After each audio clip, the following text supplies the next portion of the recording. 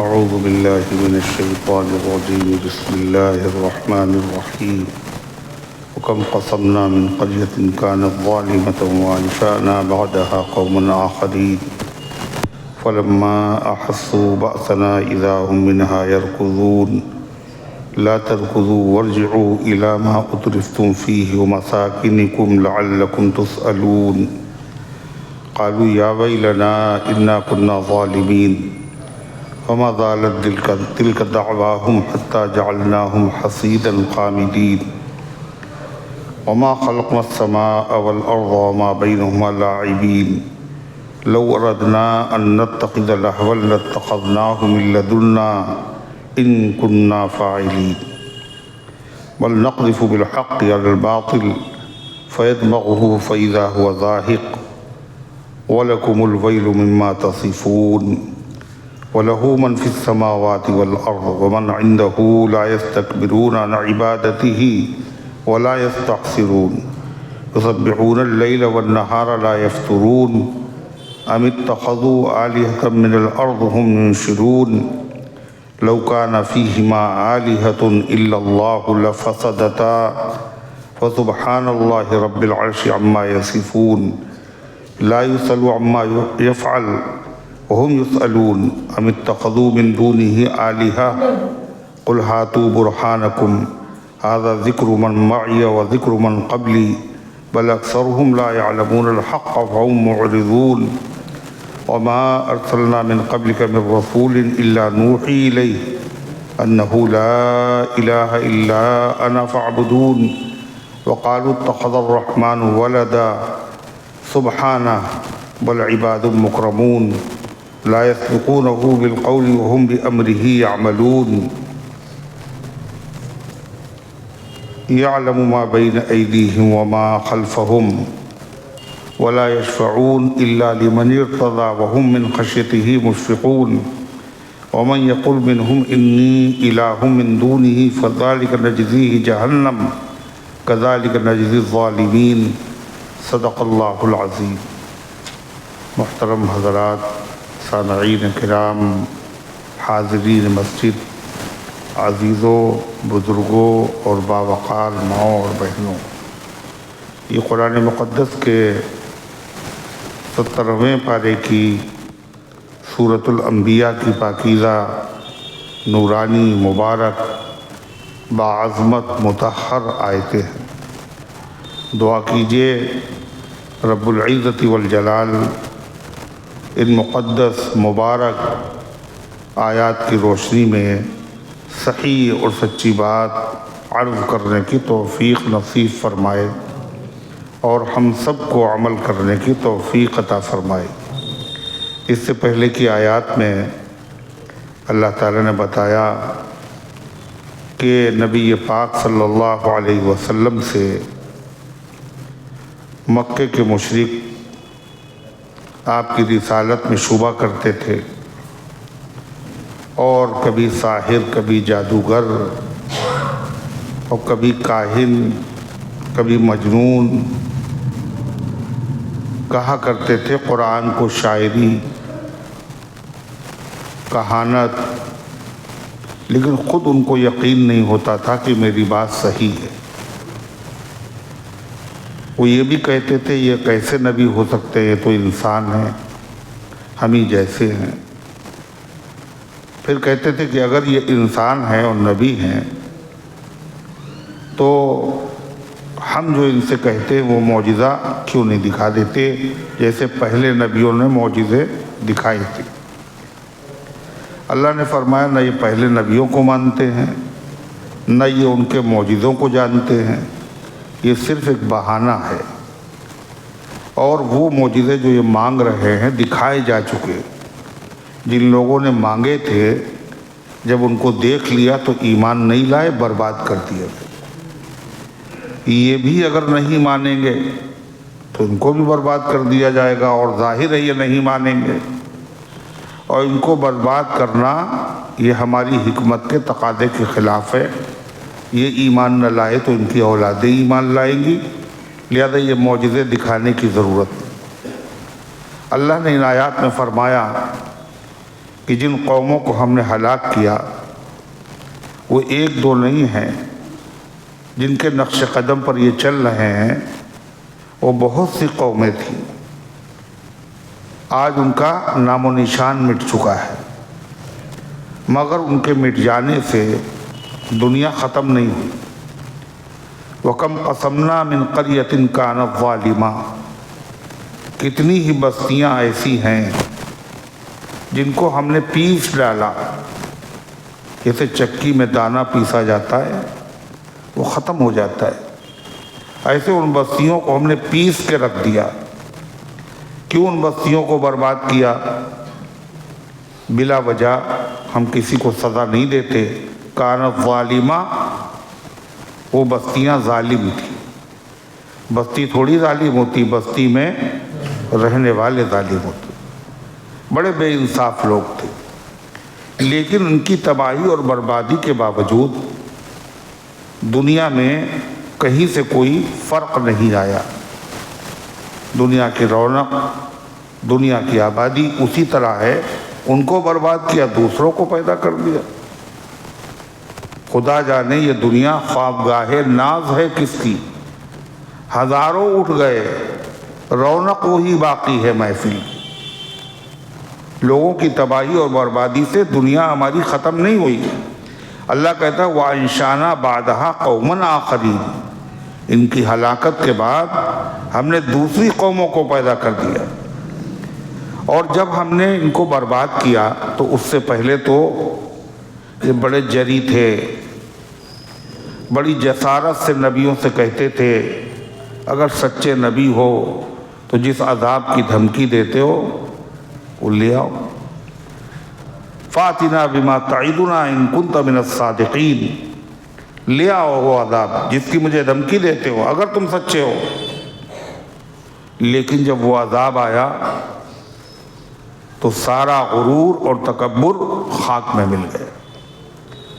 اللہ فرماتا ہے فَلَمَّا أَحَسُّوا بَأْسَنَا، جب انہوں نے محسوس کیا، جب انہوں نے آہٹ پائی ہمارے عذاب کی، اب عذاب آنے ہی والا ہے، اِذَا هُم مِّنْهَا يَرْكُضُونَ، تو وہ اپنی بستیوں سے بھاگ کھڑے ہوئے جان بچانے کے لیے۔ جب وہ بھاگنے لگے تو ان سے کہا گیا لا ترکضوا، بھاگو نہیں، وارجعوا الی ما اترفتم فیہ، اور انہی بستیوں میں واپس چلو جن میں تم عیش اور آرام کیا کرتے تھے، اور خدا کی نعمتیں کھا کھا کر اللہ کی نعمتوں کی ناشکری کرتے تھے، اللہ کے بھیجے ہوئے نبیوں کو جھٹلاتے تھے، عذاب کا مذاق اڑاتے تھے۔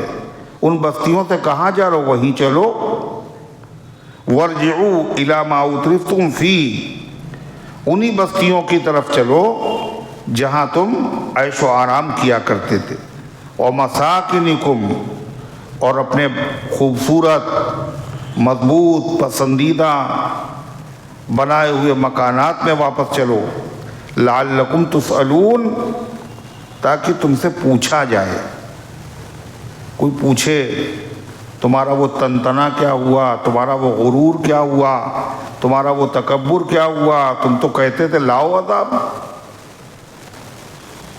اور آج بھاگ رہے ہو، تاکہ تم سے کوئی پوچھے وہ طاقت کا نشہ کہاں گیا تمہارا۔ دوسرا مطلب یہ ہے وہیں چلو جہاں تم پہلے رہتے تھے، تاکہ لوگ تم سے پوچھیں، اس لیے کہ تم بڑے تھے، اپنی قوم کے چودھری تھے نا، سردار تھے، لوگ اپنے مسائل حل کرنے کے لیے تم سے رائے لینے آتے تھے، چلو تم سے رائے لوگ لینے کے لیے آئیں گے، بطور مذاق کے ان سے کہا گیا اب چلو اس بستی میں، لعلکم تسألون۔ جب ان سے یہ کہا گیا تو وہ کیا بولے؟ جب انہوں نے عذاب کو پایا تو کہنے لگے، ایک ہی رٹ تھی ان کی، کیا؟ یا ویلنا انا کنا ظالمین، ہائے ہماری بربادی، ہم ہی ظالم تھے، قصور ہمارا ہے، ہم نے اللہ کے نبیوں کو نہیں مانا، ہم نے اللہ کے بھیجے ہوئے پیغام کو رد کر دیا، قصور ہمارا ہے۔ مگر یہ کب کہا قصور ہمارا ہے؟ جب انہوں نے عذاب کو دیکھ لیا۔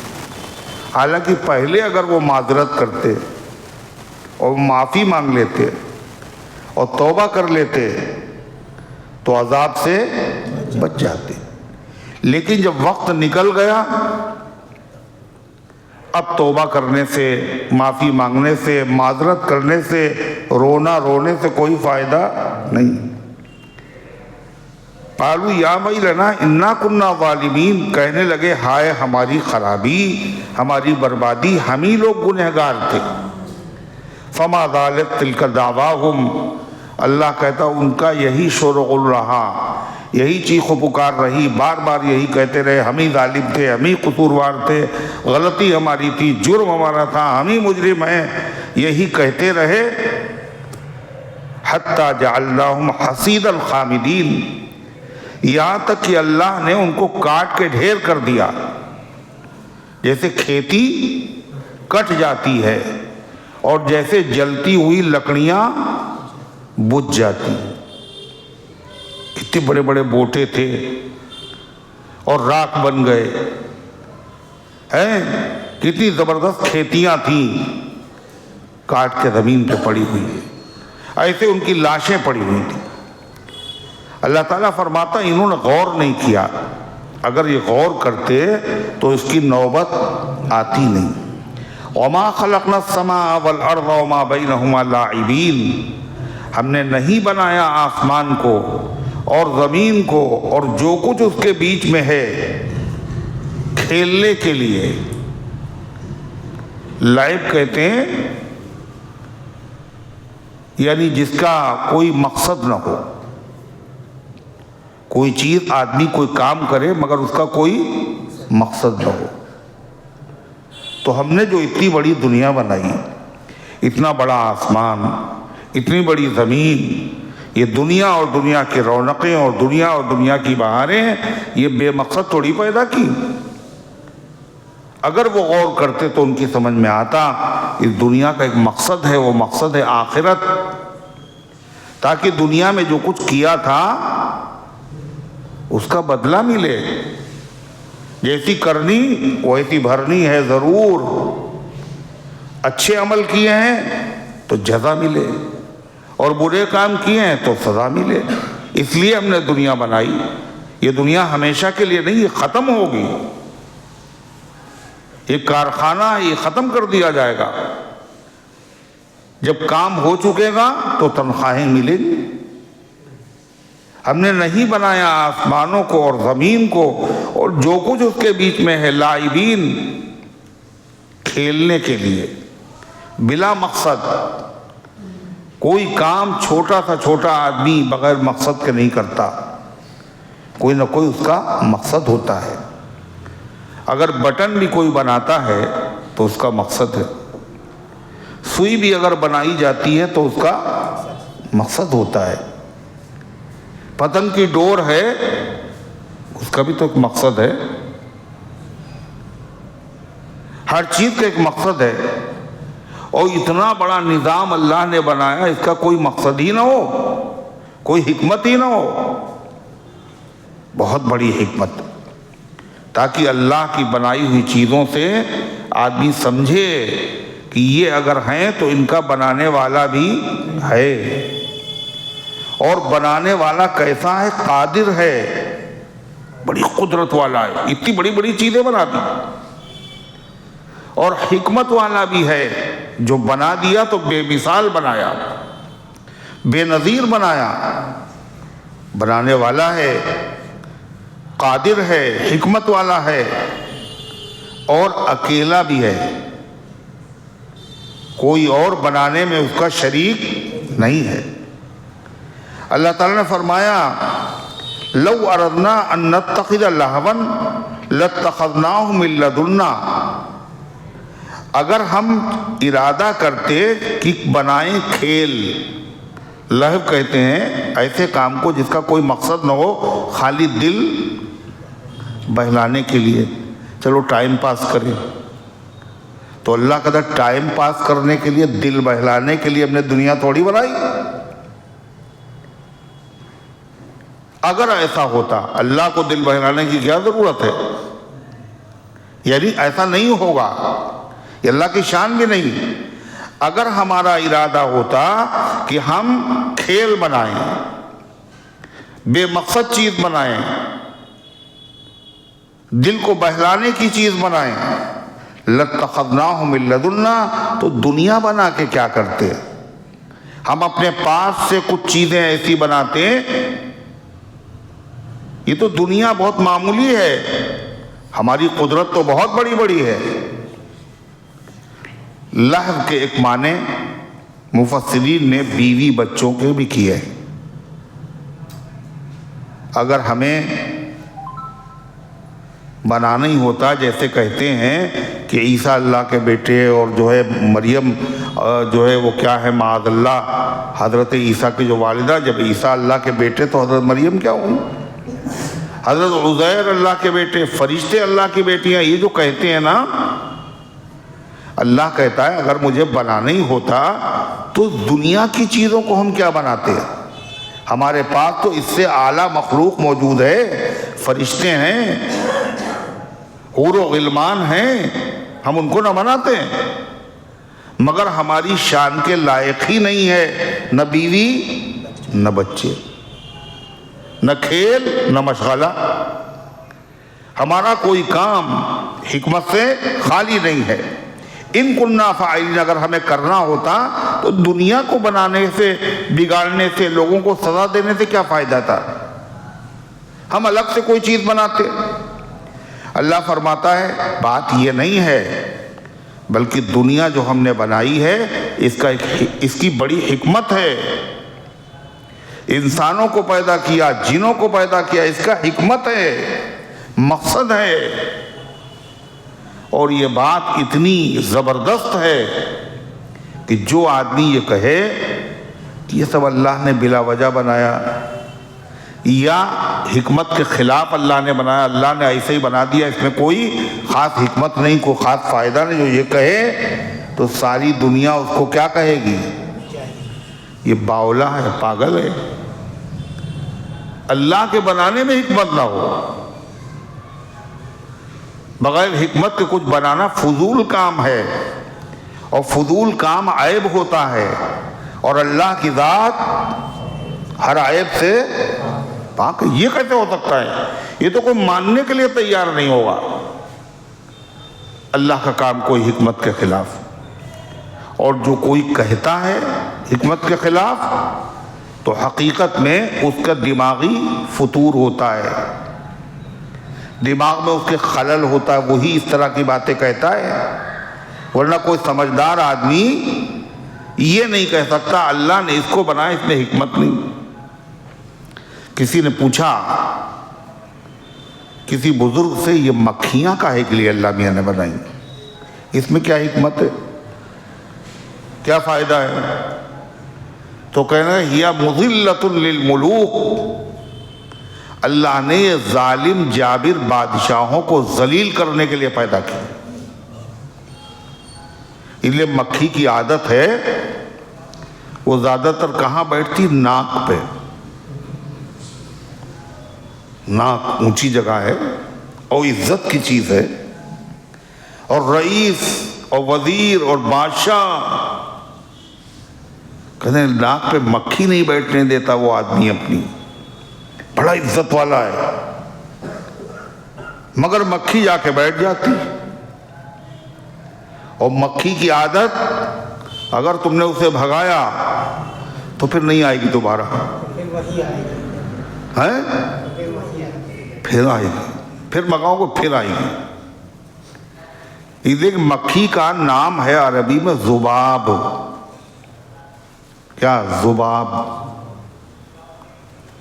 اللہ ایک جگہ قرآن میں کہتا ہے کہ یہ خدا کے علاوہ جن کی پوجا کی جاتی ہے یہ سب اتنے لچر ہیں، اتنے عاجز ہیں، اتنے بے بس ہیں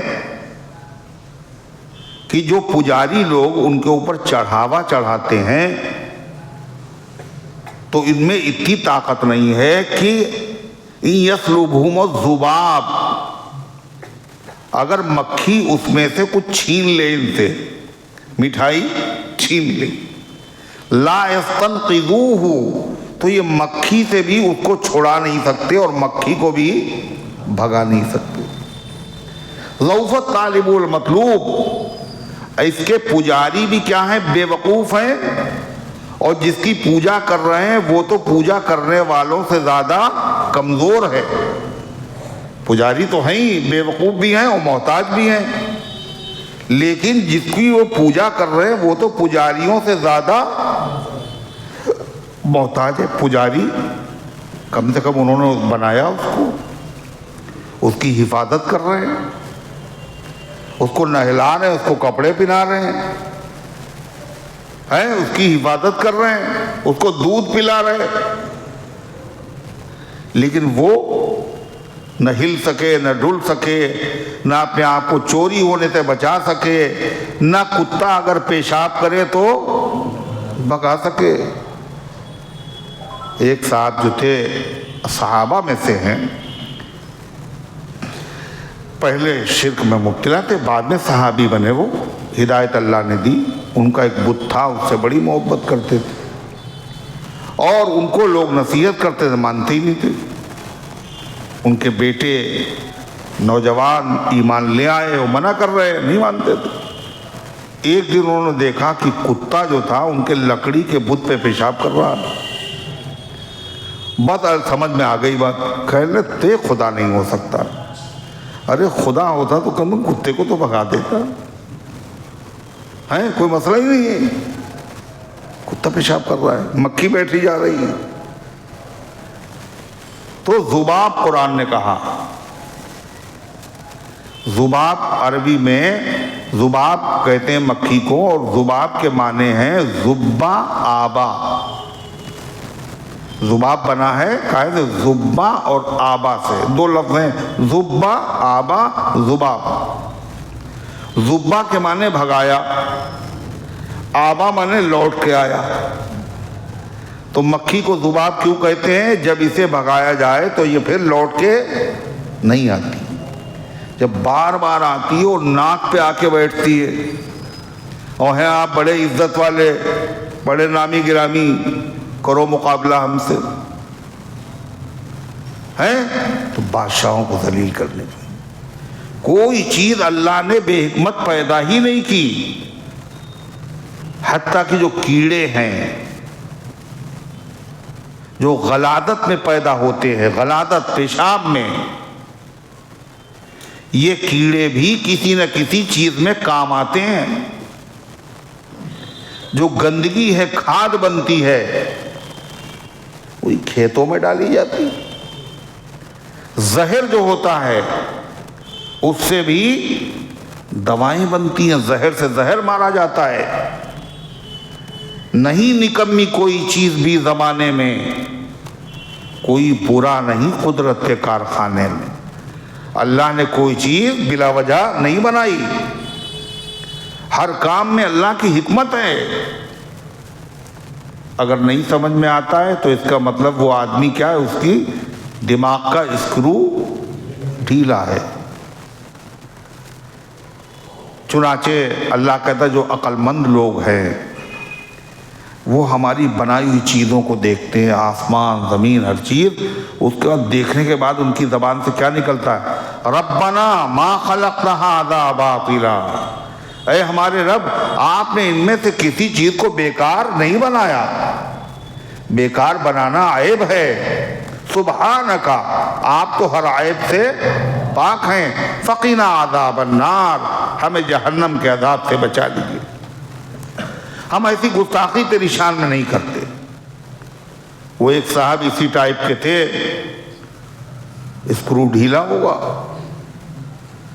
وہ گزرے ایک باغ کے پاس سے، وہاں پھل بھی تھے اور کچھ کھیتی بھی تھی. تو انہوں نے دیکھا کدو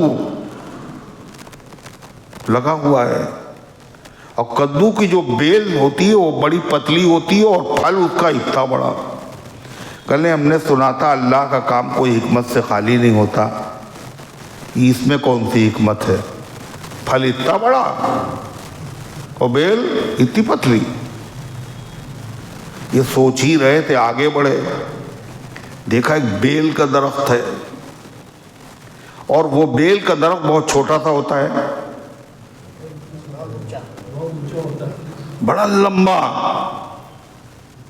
بہت لمبا.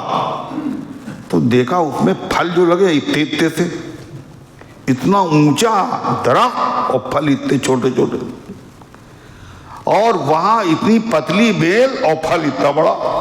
کہنا یہی اللہ میاں کی حکمت ہے، پتلی بیل میں اتنا بڑا پھل لگا دیا اور اتنے لمبے درخت میں اتنا چھوٹا تھا.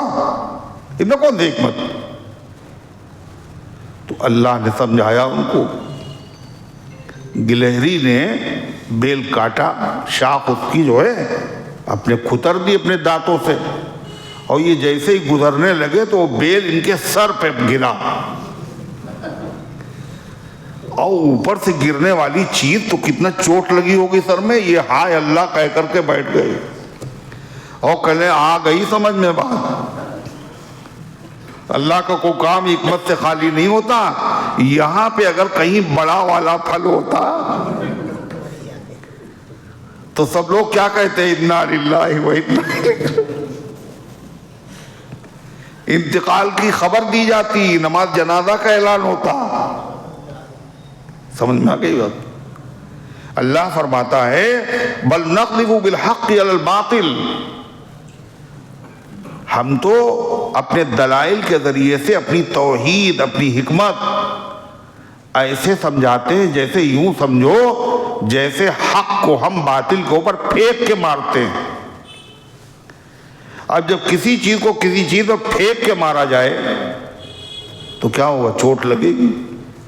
اللہ کہتا ہے یہ دلائل ہمارے ایسے، حکمت کے دلائل، قدرت کے دلائل، توحید کے دلائل ایسے ہیں، جب ان کو بیان کیا جاتا ہے تو ان کے سامنے جتنے بھی بت پرستی کرنے والے ہیں، باطل پرست ہیں، غیر اللہ کے ساتھ شرک کرنے والے ہیں، ان سب کی کوئی دلیل چل نہیں پاتی. اور یوں سمجھو جیسے حق کو باطل پر پھینک کر مارا گیا اور حق نے باطل کا بھیجا باہر نکال لی. جب کبھی دنیا میں مقابلہ ہوا حق اور باطل کا، جب کبھی ہوا، ہمیشہ فتح حق کی ہوئی اور باطل ذلیل ہوا، رسوا ہوا. دنیا نے یہ منظر ہمیشہ دیکھا اور آج بھی دیکھتی ہے.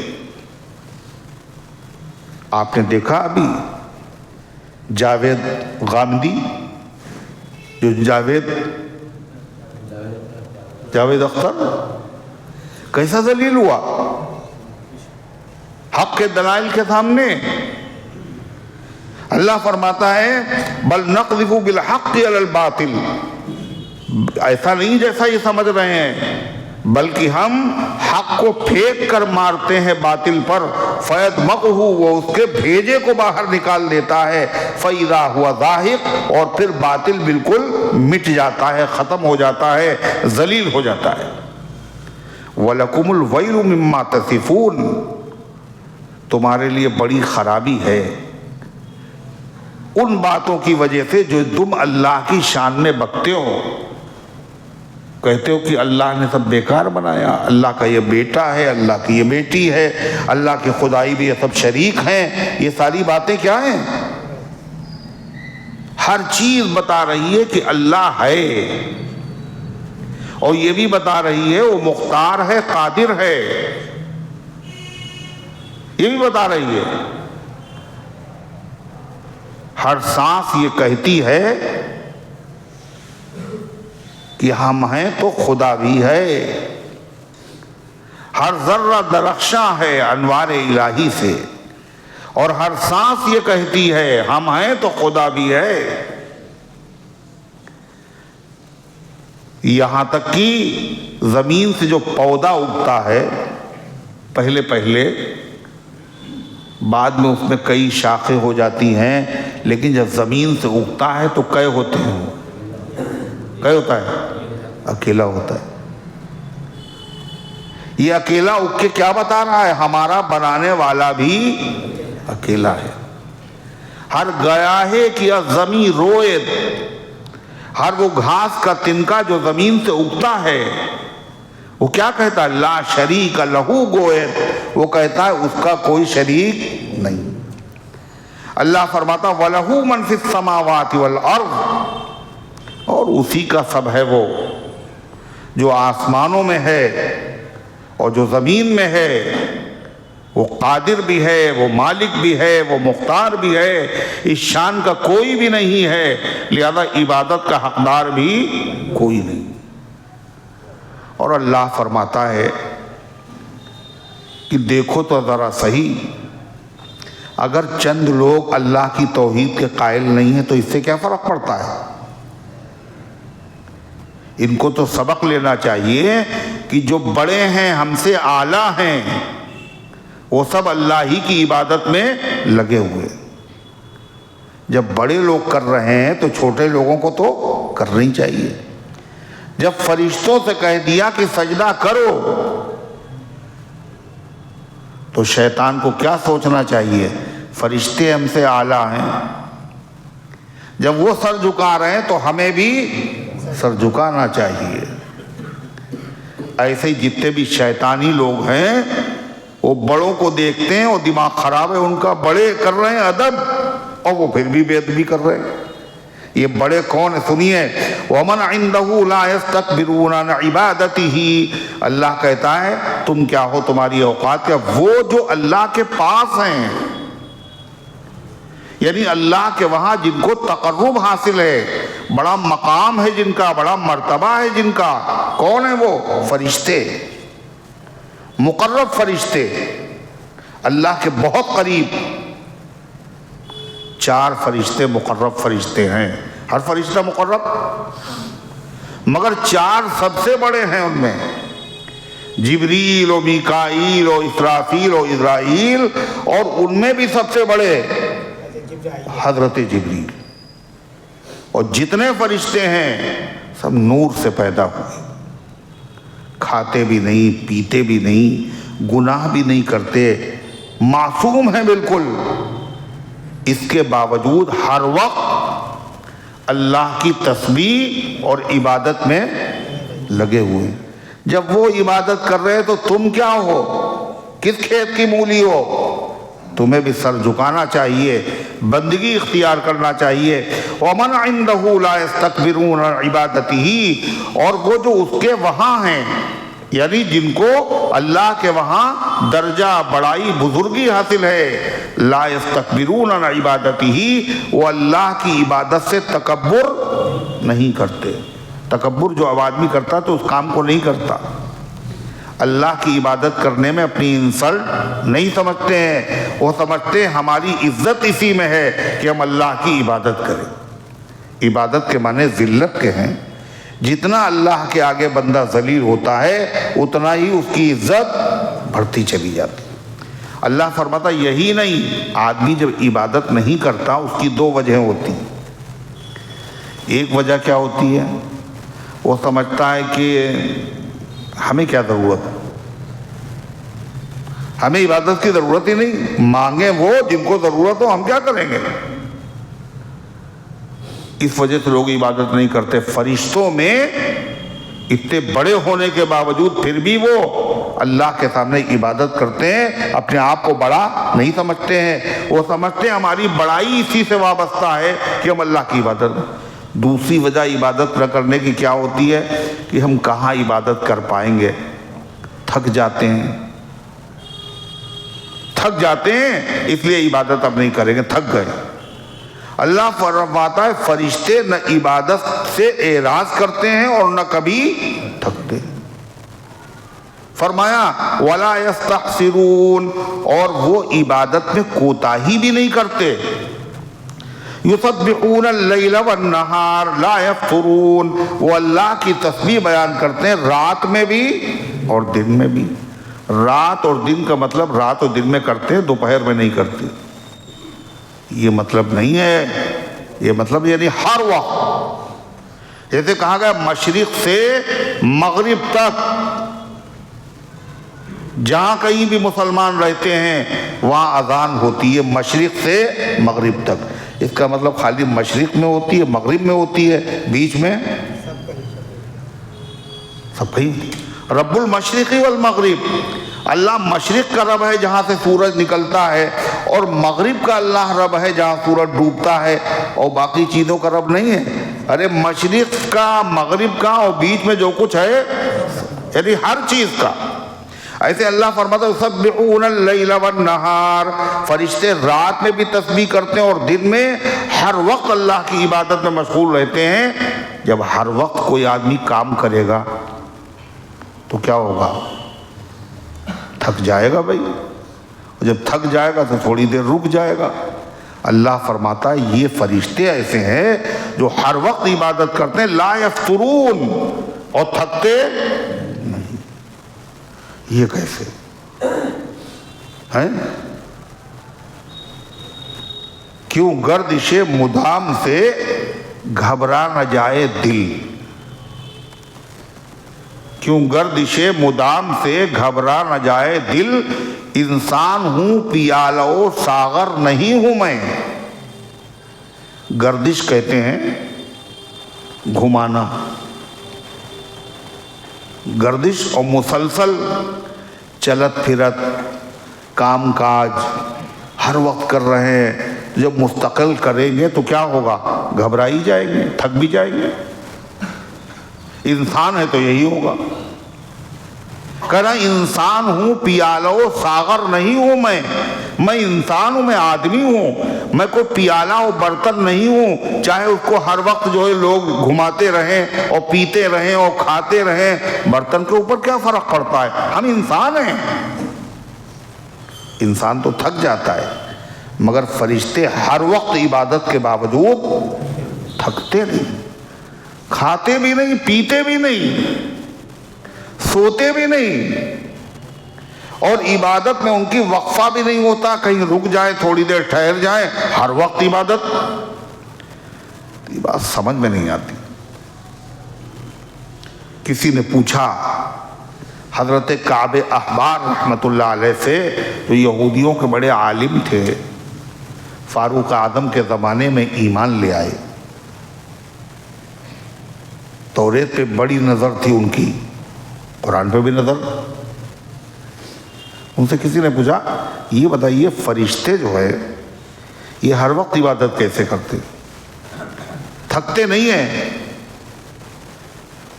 ظاہر ہے فرشتوں کے اور بھی تو کام ہیں، خالی تسبیح تھوڑی کام ہے فرشتوں کا.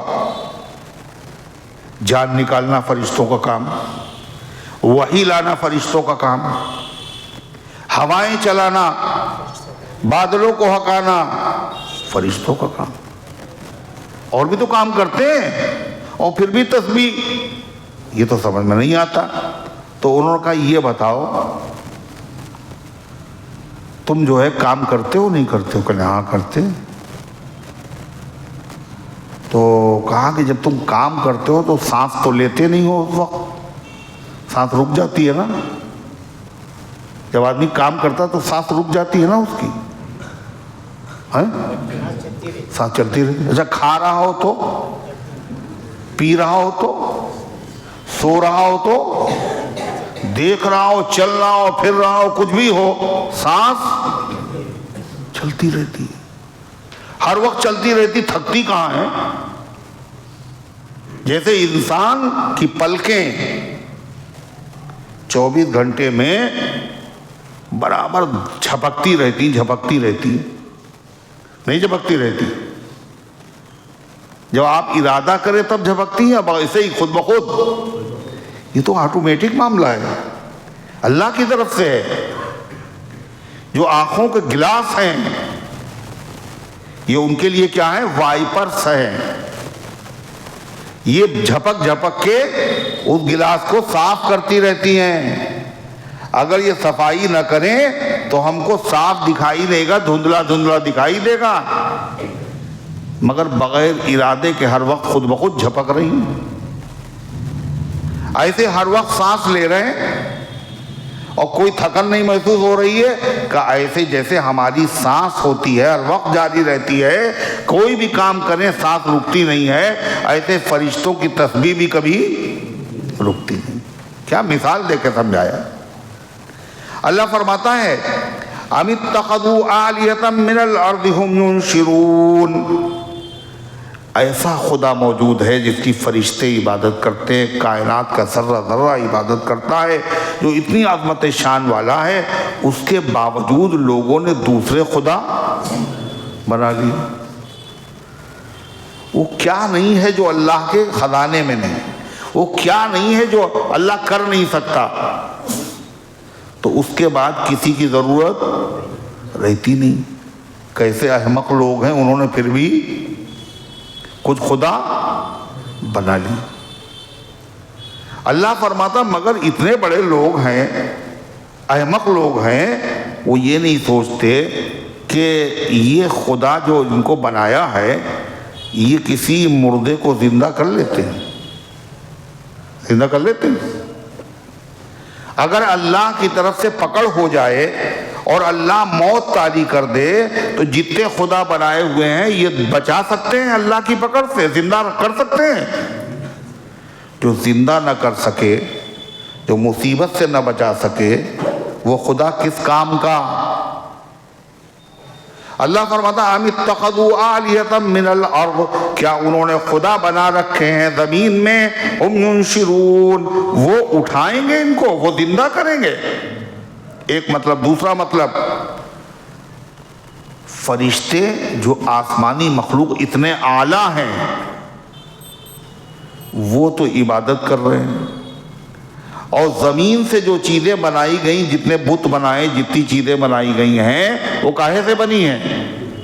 زمین سے، مٹی سے بنی ہیں۔ یہ خدا ہوں گے؟ وہ تو خدا ہوئے نہیں، جو آسمانوں پہ ہیں اور نور سے پیدا ہوئے ہیں۔ اتنی اعلیٰ درجے کی مخلوق ہے جو گناہ بھی نہیں کرتے، اور کتنی طاقت اللہ تعالیٰ نے کو دی ہے۔ ایک فرشتہ چیخ مارتا ہے اور اس کے نتیجے میں پورے کے پورے شہر موت کی نیند سو جاتے ہیں۔ بڑے بڑے شہروں کو ہتھیلی میں اٹھا لیتا ہے، وہ خدا ہوئے نا۔ یہ زمین کے مٹی کے پتھر کے بنے ہوئے یہ خدا؟ یعنی تھوڑا سا تو آدمی سوچے۔ اسی کو کہتے ہیں اندھی تقلید، یعنی دیکھنا نہیں، بس جو ہمارے بڑوں نے کیا ہے اسی کے پیچھے چلے جا رہے ہیں، چاہے غلط کیا ہو چاہے صحیح کیا ہو۔ وہ بیچارے جانتے نہیں تھے۔ اللہ کہتا اولو کانوا لا یعلمون، چاہے تمہارے باپ دادا جانتے نہ ہو پھر بھی وہی کرو گے۔ مگر عجیب بات ہے، انسان بڑا چالاک ہے۔ باپ دادا کی جو چیزیں رسمیں ہیں وہ تو پکڑے ہوئے ہیں، باقی چیزوں باپ دادا کو چھوڑ رکھا ہے۔ وہ جھوپڑے میں رہتے تھے، اولاد کہاں رہ رہی ہے؟ ٹاوروں میں رہ رہی ہے۔ ابے باپ دادا کا طریقہ کیوں چھوڑ دیا تم نے؟ وہ تو سائیکل سے چلتے تھے، آپ ہوائی جہازوں میں چل رہے ہیں۔ ارے ہے کتنا چالاک انسان ہے۔ جب باپ دادا کا طریقہ تو ہر چیز میں، باپ دادا کا پیسہ باقی تھا کسی کے اوپر، اور باپ دادا بھول گئے، انہوں نے وصول نہیں کیا، تو آپ نے کہا ہمارے باپ دادا نے وصول نہیں کیا، ہم بھی وصول نہیں کریں گے۔ یہی کرتے ہیں نا؟ بولو یہ کیا بات ہے؟ آدھا چیٹر آدھا بٹیر، جو مطلب کی چیزیں ہیں ان میں نہیں باپ دادا۔ آپ بتائیے، جو خدا بنائے مٹی کے، اور جب نیا سال آیا تو پھر نئے خدا لے آئے، ان کو پھینک دیا۔ مگر جو سونے کے رکھے ہوئے تھے اور تانبے کے رکھے ہوئے تھے وہ ان کو نہیں پھینکا، وہ وہی صحیح ہے۔ اور وہ تو ہے، مگر ہم اپنی حال دیکھیں، وہ تو خدا کا مسئلہ ہے۔ مرنے والا بیچارہ مر گیا، اس کے جو کپڑے تھے پہنے ہوئے، کہنے یہ نہیں پہنیں گے ہم، نہ بستر نہ کپڑے، کوئی چیز نہیں، یہ مردے کے ہیں، صدقہ کر دو، خیرات کر دو، ہم نہیں پہنیں گے۔ اور اس کی انگوٹھی سونے کی اور زنجیر اور رنگ اور جھومر، یہ نہیں صدقہ ہوگا، یہ خود ہی استعمال کیا۔ کیا ہے؟ اللہ تعالیٰ فرماتا ہے لو کان فیہما آلیۃ الا اللہ لفسدتا، اللہ ہے، دلائل سے ثابت ہے، اور قادر ہے، مقتدر ہے، پاک ہے، اکیلا ہے، ایک سے زیادہ خدا ہو ہی نہیں سکتے۔ اگر آدمی عقل سے سوچے تو عقل بھی یہ کہتی ہے کہ ایک سے زیادہ خدا، اللہ نے عقل سے کہا، عقل سے غور کر لو ذرا سا، لو کان فیہما آلیۃ، اگر ہوتے آسمان و زمین میں چند خدا، الا اللہ، اللہ کے علاوہ اگر ہوتے، لفسدتا، تو آسمان اور زمین اور پوری دنیا تباہ اور برباد ہو جاتی، باقی نہیں رہتی۔ کیوں باقی نہیں رہتی؟ اگر ایک سے زیادہ دو خدا ہوتے تو یا تو وہ مل کے اپنے خدائی کرتے یا پھر الگ الگ۔ اگر مل کے کرتے تو ظاہر بات ہے دونوں مل کے کرنے پر مجبور ہوتے یا آپس کی رضامندی سے کرتے۔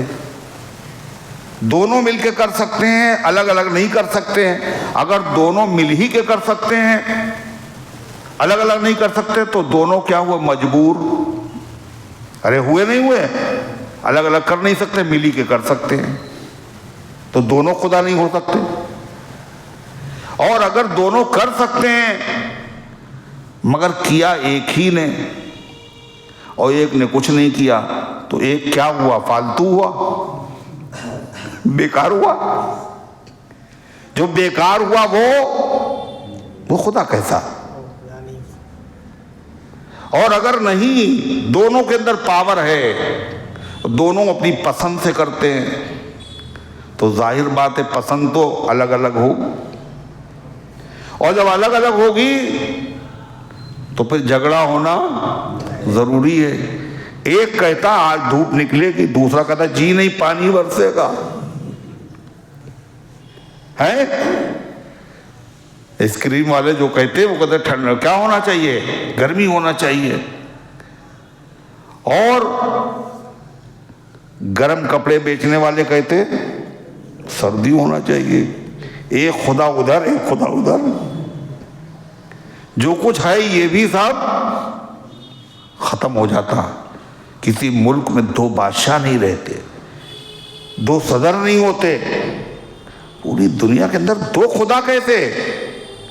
اللہ کہتا ہے عقل سے سوچو، لو کان فیہما آلیۃ الا اللہ لفسدتا، اگر ہوتے آسمان و زمین میں چند معبود اللہ کے علاوہ، لفسدتا، تو دنیا کا نظام درہم برہم ہو جاتا۔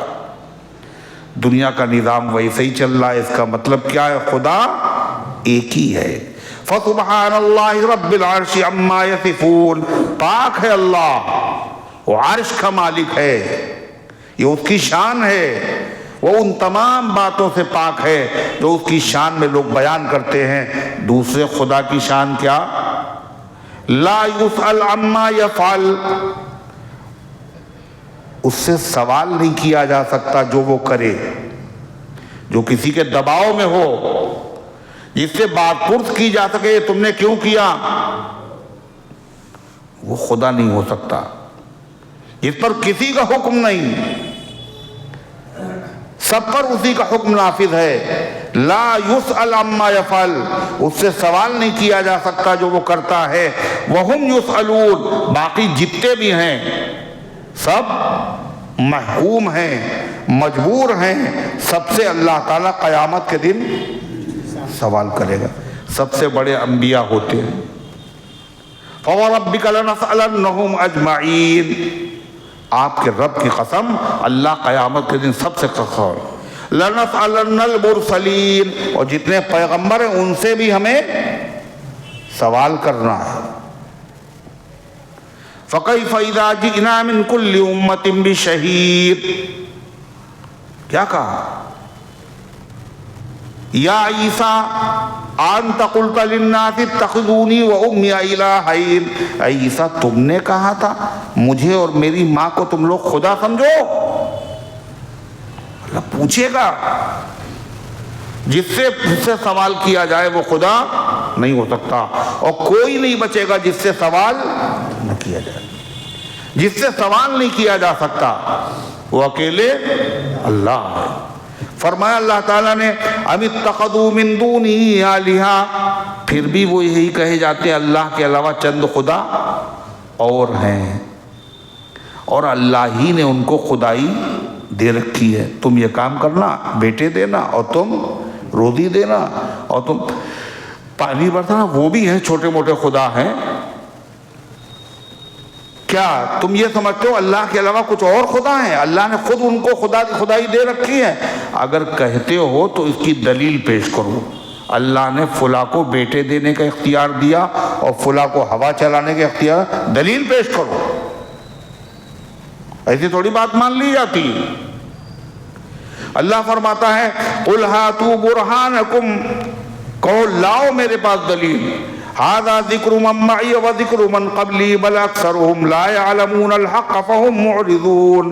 اللہ فرماتا ہے هذا ذکر، یہ نصیحت نامہ یعنی قرآن، میری بھی دلیل، ومن معی، اور جو میرے ساتھ ہیں ان سب کی دلیل یعنی قرآن، ومن قبلہ وذکر من قبلی، اور وہ تمام انبیاء جو مجھ سے، اللہ کے نبی سے کہا جا رہا ہے کہو کہ میری دلیل قرآن، اور میرے ماننے والوں کی دلیل قرآن، اور جو مجھ سے پہلے نبی گزرے ان سب کی دلیلیں ان کی کتابیں۔ کسی کتاب میں یہ بتاؤ، یہ لکھا ہو کہ اللہ کے علاوہ کوئی اور بھی معبود، لکھا ہے کسی کتاب میں؟ نہ عقل کہتی ہے خدا کے علاوہ کوئی معبود ہے، اور نہ کہیں لکھت کے اندر موجود ہے خدا کے علاوہ کوئی معبود ہے۔ اللہ فرماتا بل اکثرهم لا يعلمون الحق فهم معرضون۔ بات سیدھی ہے، جب عقل کے بھی خلاف ہے اور لکھت کے بھی خلاف ہے تو آدمی کو اللہ کی توحید کا قائل ہونا چاہیے اور شرک سے بری ہو جانا چاہیے، لیکن پھر بھی اکثر لوگ دھیان ہی نہیں دیتے۔ باپ دادا کرتے آئے وہی کیے جا رہے، آئی ایس ہیں، پی سی ایس ہیں، مگر کر رہے ہیں وہی، سوچنے کے لیے تیار نہیں۔ اللہ فرماتا وَمَا أَرْسَلْنَا مِن قَبْلِكَ مِن رَّسُولٍ إِلَّا نُوحِي إِلَيْهِ أَنَّهُ لَا إِلَهَ إِلَّا أَنَا، اور ہم نے آپ سے پیچھے پہلے نہیں بھیجا کوئی پیغمبر مگر آپ کی طرف، اور ہر پیغمبر کی طرف ایک ہی پیغام بھیجا۔ پہلا پیغام ہر نبی کا یہی تھا، کیا؟ انہ لا الہ الا اللہ، کہ اللہ کے علاوہ کوئی عبادت کے لائق نہیں۔ انہ لا الہ الا انا، کوئی معبود نہیں ہے میرے علاوہ، فاعبدون، میری ہی عبادت کرو۔ جس چیز کو 1000 لوگ بیان کرے کہ میں نے چاند دیکھا ہے، 50,000 لوگ کہیں میں نے چاند دیکھا ہے، تو آدمی کیا کہے؟ سب جھوٹ بول رہے، کہے گا جھوٹ بول رہے۔ اتنے آدمی جھوٹ نہیں بول سکتے۔ 1,24,000 پیغمبر، اور وہ پیغمبر جنہوں نے کبھی جھوٹ بولا ہی نہیں۔ ارے کسی پیغمبر نے کبھی جھوٹ نہیں بولا۔ اگر سچا نبی تھا تو اس نے جھوٹ نہیں بولا، اور اگر وہ نبی نہیں تھا اور بنا ہوا تھا تو اس نے جھوٹ بولا۔ جیسے غلام احمد قادیانی، وہ بنایا خدا نبی تھا، اس نے کہا میں تو انگریزوں کا خود کاشتہ پودا ہوں۔ انگریزوں کو کہنے سے اس نے نبوت کا اعلان کیا تھا، اور وہ ایسا نبی تھا پڑھنے گیا تو وہاں فیل بھی ہو گیا۔ آپ بتائیے، ایک بات نہیں، اس کی اللہ نے اس کو خوب ذلیل کیا۔ اس کی کتابیں اس کے جھوٹ سے بھری ہوئی ہیں۔ ایک موٹا سا جھوٹ اس کا کیا ہے؟ اس نے کہا قرآن میں 3 شہروں کا ذکر ہے، کہنا ایک مکے کا، ایک مدینے کا، ایک قادیان کا۔ اب آپ بتائیے، مکے مدینے کا قرآن، قادیان کا ذکر کہاں ہے؟ جھوٹا؟ تو لوگوں نے کہا کہ پیغمبر تو وہ ہوتا ہے جس کی ایک بات بھی جھوٹی نہیں ہوتی، اور تمہارے نبی کے تم 17 جھوٹ گنوا سکتے ہیں، مگر ان کی بھی عقل ماری گئی۔ اگر بے وقوف نہ ہوتے تو اس کو نبی مانتے کیوں؟ کہنے لگے ہمارے نبی نے صرف 17 جھوٹ تو بولے ہیں، زیادہ تو نہیں بولے۔ کتنے؟ کہلے صرف 17 ہی تو جھوٹ بولے ہیں، یعنی کوئی عیب ہی نہیں، کوئی مسئلہ ہی نہیں۔ اللہ کہتا ہے اتنے پیغمبر، 1,24,000 پیغمبر جنہوں نے کبھی جھوٹ نہیں بولا، مگر ہر پیغمبر نے یہی کہا اللہ کے علاوہ کوئی عبادت کے لائق نہیں۔ اللہ تعالیٰ فرماتا ہے وَقَالُوا اتَّخَذَ الرَّحْمَنُ وَلَدًا سُبْحَانَهُ، اور لوگوں نے یہ بھی حرکت کی، بے عقلی کی۔ کچھ لوگوں نے تو کہا کہ اور بھی خدا ہے، کچھ لوگوں نے خدا نہیں ہے مگر خدا کا ایک بیٹا ہے۔ وہ کون؟ کہ عیسیٰ علیہ السلام۔ یہودیوں نے کہا تمہارا نبی بیٹا اور ہمارا نبی بیٹا، نا ہمارا بھی نبی بیٹا، کہ عزیر اللہ کے بیٹے۔ مکے کے مشرکین نے کہا ان کا بیٹا نبی بیٹا، ان کا نبی بیٹا، اور ہمارے خدا، کہنے جتنے فرشتے ہیں یہ سب اللہ کی بیٹیاں۔ اللہ کیا کہہ رہا ہے؟ یہ بہت بڑی گستاخی ہے میری شان میں، میرے لیے کسی اولاد کو تجویز کرنا، یہ کیا ہے؟ اولاد کا جو محتاج ہو وہ خدا کہاں؟ اولاد اگر ہوگی تو کیسی ہوگی؟ ارے خدا کی اولاد خدا ہونا چاہیے، اور خدا وہ ہے جو ہمیشہ سے ہو، ہمیشہ رہے۔ اولاد ظاہر بات ہے بعد ہی میں ہو، اور جو بعد میں ہو وہ کیسا خدا؟ کیا کہا اللہ نے؟ کیسے کیسے دلیلیں دی؟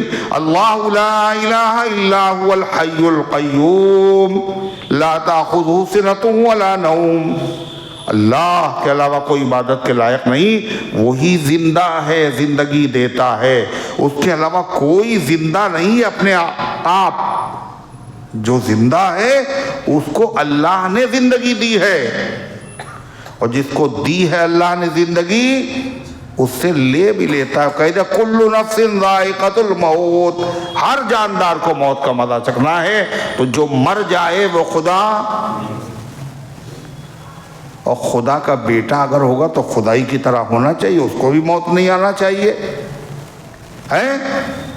حضرت مریم کا انتقال ہوا، عیسیٰ علیہ السلام کا انتقال ہوگا، اللہ کہتا ہے انتقال تو بڑی بات ہے، لا تأخذہ سنۃ ولا نوم، اللہ تعالیٰ کو اونگ بھی نہیں آتی، نیند بھی نہیں آتی، مرنا چھوڑیے، باقی سب کو نیند بھی آتی ہے اور اونگ بھی آتی ہے۔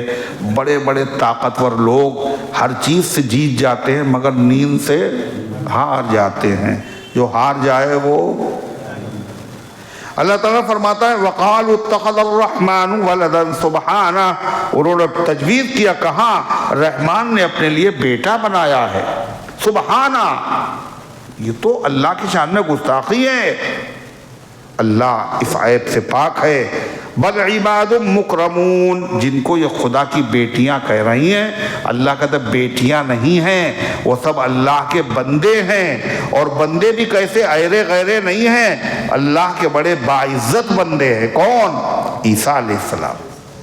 فرشتے اللہ کے بندے ہیں، سب عبادت کرتے ہیں اللہ کی، اور بڑے باعزت ہیں۔ بل عباد مکرمون، بلکہ وہ بندے ہیں جن کو اللہ نے عزت دے رکھی ہے۔ فرشتوں کا ذکر ہوتا تو کیا علیہ السلام، انبیاء کا ذکر ہوتا تو علیہ السلام۔ اللہ فرماتا بندے ہیں بہت بڑے ہمارے بندے، ہم نے ان کو بڑائی دی ہے، مگر اس کے باوجود ان کا حال کیا ہے؟ لا یسبقونہ بالقول، وہ اللہ سے بڑھ کر نہیں بولتے، جہاں اللہ کی مرضی نہ ہو اس کے خلاف وہ لب نہیں ہلا سکتے، کوئی نبی۔ اللہ کی مشیت کے خلاف. اس کا مطلب کیا ہوا؟ ان میں سے کوئی بھی خدا نہیں جو اللہ کی مرضی کے بغیر بول نہ سکے. اس سے یہ بھی پتہ چلا کہ جب تک کہ اللہ کی اجازت نہیں ہوتی بولتے نہیں ہے.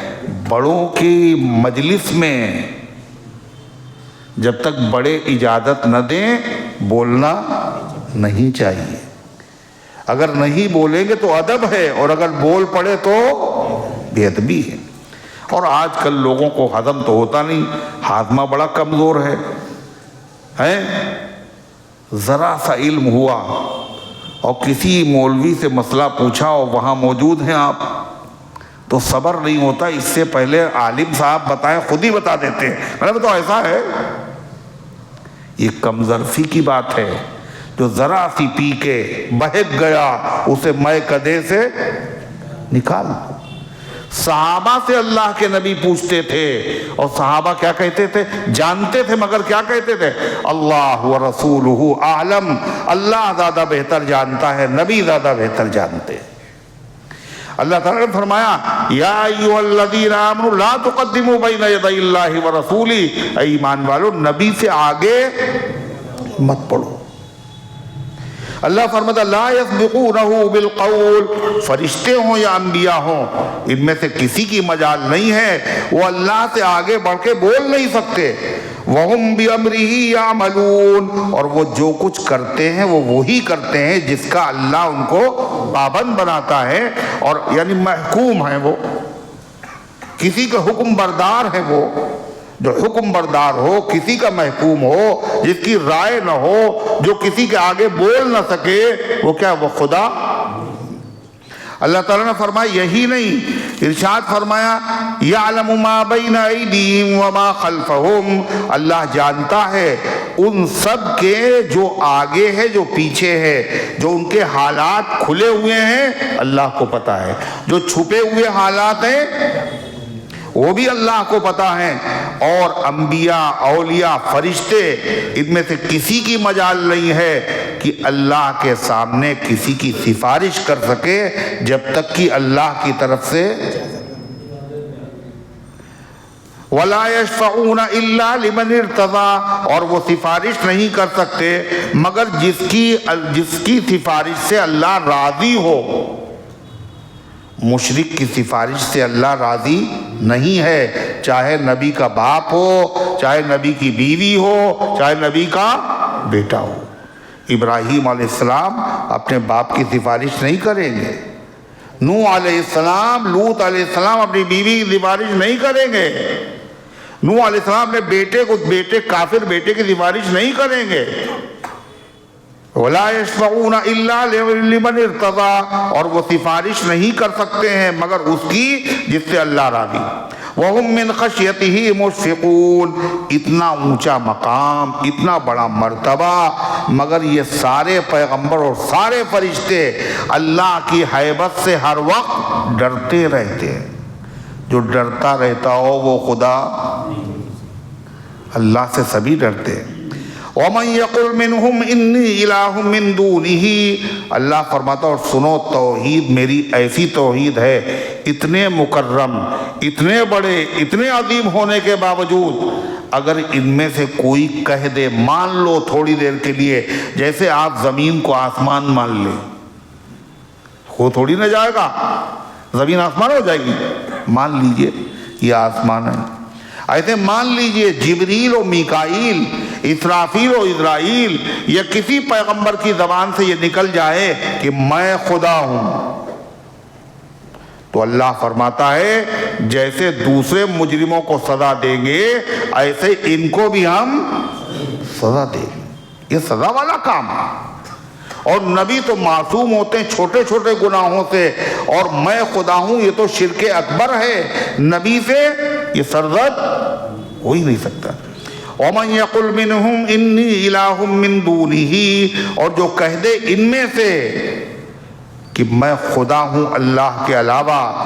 فَذَلِكَ نَجْزِيهِ جَهَنَّمَ، یہ ایسا شخص ہوگا جس کو ہم اس کے بدلے میں دوزخ دیں گے.